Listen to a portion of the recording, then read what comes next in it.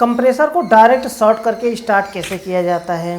एक हमारे दोस्त ने पूछा है कि कंप्रेसर को अगर शॉर्ट करके डायरेक्ट स्टार्ट करना हो तो कैसे करेंगे। उन्होंने पूछा है कि विदाउट कैपेसिटर के, लेकिन मैं हमेशा ध्यान में रखिए, मैं हमेशा रिकमेंड करता हूं कि कंप्रेसर को कभी भी डायरेक्ट स्टार्ट नहीं करना चाहिए विदाउट कैपेसिटर के। रेफ्रिजरेटर का कंप्रेसर है छोटा सा तो आप उसे स्टार्ट कर सकते हैं, कोई दिक्कत नहीं है। लेकिन बड़ा कंप्रेसर है, एसी का कंप्रेसर है, डिफ्रीजर का है, बड़ा रेफ्रिजरेटर का है, तो आप उसे डायरेक्ट स्टार्ट करने की कोशिश ना करें कभी भी।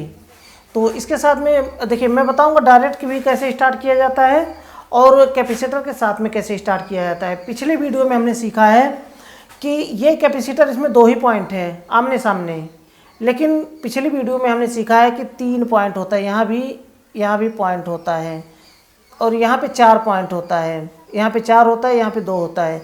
तो उस कैपेसिटर का वायरिंग कैसे किया जाता है कंप्रेसर के साथ में, उस वीडियो में हमने सीखा है। तो डिस्क्रिप्शन में आपको लिंक मिल जाएगा, या तो हमारे चैनल पर स्क्रॉल डाउन करके उस वीडियो को देख सकते हैं।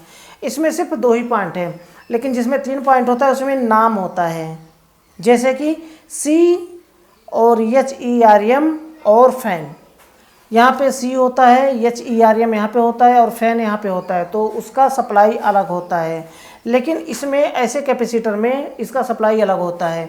उससे पहले मैं बताना चाहूँगा, चैनल को सब्सक्राइब नहीं किया तो चैनल को सब्सक्राइब कर लें और बेल आइकन को प्रेस करके ऑल पर क्लिक कर लें, ताकि हमारे आने वाली न्यू वीडियो की नोटिफिकेशन आपको मिल पाए और वीडियो को देख पाए सबसे पहले। क्योंकि ऐसे ही इम्पॉर्टेंट टॉपिक पर मैं बारीकी से वीडियो को बनाने की कोशिश करता हूँ। तो चलिए हम बात करते हैं कि डायरेक्ट अगर स्टार्ट करना हो तो कैसे करेंगे।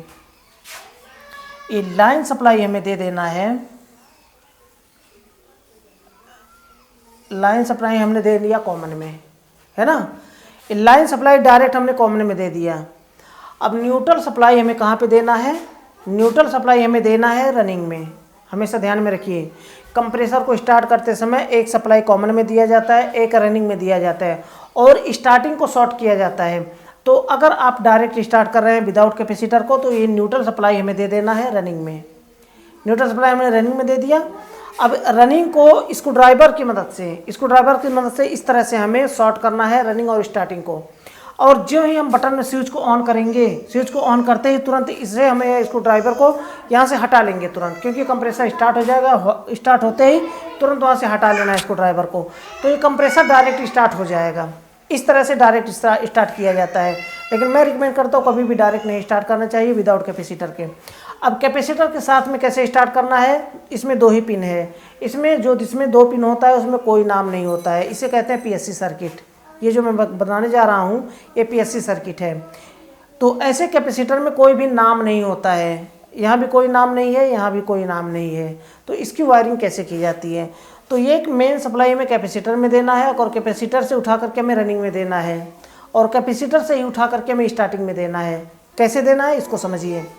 तो इसमें कोई नाम नहीं है, तो कहीं भी एक न्यूट्रल सप्लाई हम दे सकते हैं। तो एक न्यूट्रल सप्लाई हमने दे दिया यहाँ पर हमने न्यूट्रल सप्लाई दे दिया। अब एक चीज़ ध्यान में रखना है यहाँ पर कि जहाँ हमने न्यूट्रल सप्लाई दिया है वहीं से उठा करके हमें कंप्रेसर के रनिंग में देना है। अगर ये सप्लाई हमें उठाकर हम यहाँ पर देते सामने वाले में, तो यहीं से उठा करके हमें कंप्रेसर के रनिंग में देना है। यानी कि न्यूट्रल सप्लाई जहाँ पर हमने मेन सप्लाई दिया है एक, उसी के दूसरे पॉइंट से उठा करके हमें कंप्रेसर के रनिंग में देना है।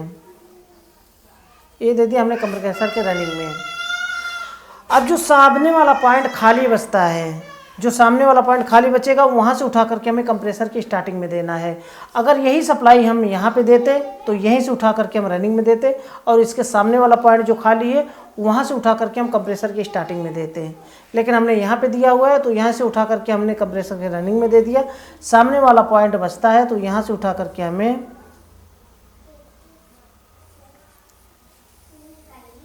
कंप्रेसर के स्टार्टिंग में हमने दे दिया। इसके बाद जब हम स्विच को ऑन करेंगे तो ऑटोमेटिक कंप्रेसर स्टार्ट हो जाएगा और कुछ भी यहाँ पे शॉर्ट करने की ज़रूरत नहीं, क्योंकि ऑलरेडी हम यहाँ पर शॉर्ट कर चुके हैं। तो सिर्फ स्विच ऑन करने की ज़रूरत है और बंद करना हो तो स्विच ऑफ करने की ज़रूरत है। बस इतना सा कनेक्शन होता है। इस तरह से हम कंप्रेसर को डायरेक्ट स्टार्ट करते हैं। कोई भी कंप्रेसर हो इसी तरह से, लेकिन ध्यान में रहे 3 फेज़ का कंप्रेसर नहीं। 3 फेज़ का कंप्रेसर इस तरह से स्टार्ट नहीं होता है। इन्वर्टर एसी का कंप्रेसर इस तरह से स्टार्ट नहीं होता, इसलिए मैं पहले ही क्लियर कर दे रहा हूँ। इन्वर्टर एसी का कंप्रेसर स्टार्ट करने का तरीका दूसरा होता है, उसको विदाउट पीसीबी के हम स्टार्ट नहीं कर सकते। और 3 फेज़ का कंप्रेसर बिना 3 फेज़ के हम स्टार्ट नहीं कर सकते। उसके लिए 3 फेज़ का कनेक्शन होना चाहिए, 440 वोल्ट या फिर 380 वोल्ट, तब हम स्टार्ट कर सकते हैं 3 फेज़ के कंप्रेसर को। इन्वर्टर एसी का कंप्रेसर स्टार्ट करने के लिए पीसीबी चाहिए। और ये नॉन इन्वर्टर 220 का जो कंप्रेसर होता है उसे स्टार्ट करने के लिए एक कैपेसिटर होना चाहिए, रनिंग कैपेसिटर। इस तरह से हम सप्लाई दे करके 220 का जो 220 वोल्ट का जो करंट पे कंप्रेसर चलता है, उस कंप्रेसर को स्टार्ट करने के लिए इसी तरह से हम स्टार्ट करते हैं, कोई भी कंप्रेसर हो। तो आई होप कि आपके समझ में आ गया होगा, वीडियो आपके लिए यूज़फुल रहा होगा।